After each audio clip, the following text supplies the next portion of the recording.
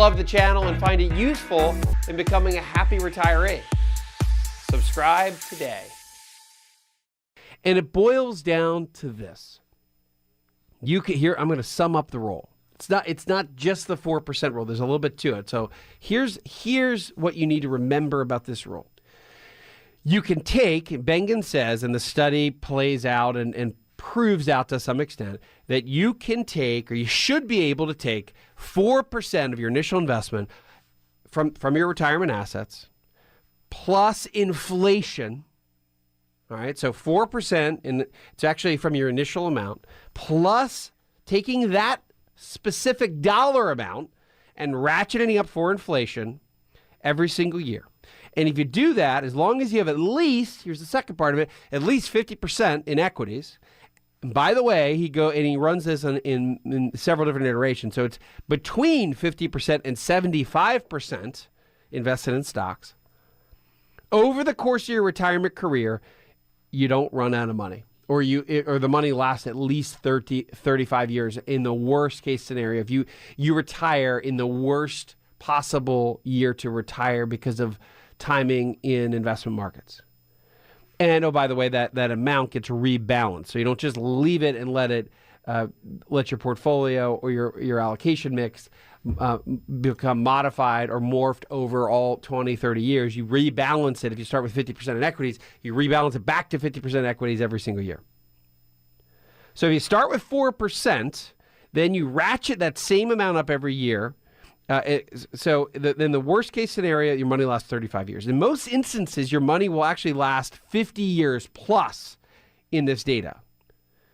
In many cases, you're actually left with much more at the end of the line than when you started. In fact, if you go back and you look at the 50 different starting points that he uses, 40 out of the 50 different starting points, so let's call that 80% of the time, retirement assets lasted 50 plus years. And he stops the study at 50 because most folks don't have more than 50 years in retirement. So if you start with $1 million in year one, you take 4% of that number. That's $40,000.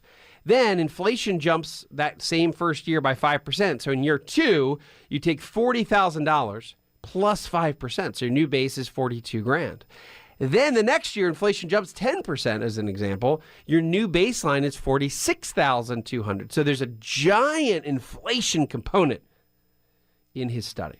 As we talk through arguably the most important variable, if you're doing some math, whether you do it on a piece of paper, you do it on your own Excel spreadsheet, or you're using a fancy retirement planning calculator that takes into account every variable under the sun, arguably the most important lever is the amount you take out from a percentage standpoint from whatever your nest egg is. So whether it's $250,000 or $10 million, $5 million, doesn't matter. It's the percentage that you use every year that is, of course, always been in question. So the 4% rule was originally established back in, well, really it was published in 1994 by an MIT graduate, William Bengen, and he ran an iteration of retiring in any given year throughout history. So, of course, the scenarios that obviously did not work well were the ones where you retired, let's say, right before the Great Depression hit and the stock market ended up down 50, 60, 70%. That was a tough time to retire. And if you think about this, that's the fear that we all, to some extent, it's a legitimate worry that we all have. What if I retire? I've got this investment portfolio, and then the next 5 years, the first 5 years of my retirement, we end up with a terrible market. Stock market bad, bond market bad, inflation bad, you name it, all the variables work against you. That's the worry that we have. So you've got to take all of these scenarios into account to try to determine a good starting point, a good rule of thumb. So again, the rule boiled down to you can take 4% of your initial investment plus inflation every year, as long as you have at least 50% in equities, and rebalance every year. And in the worst case scenario, under Bengen's historical work, you ended up money lasting 50 years in most cases, 80% of the time, and in the worst scenarios or worst timing, 35 years plus or minus.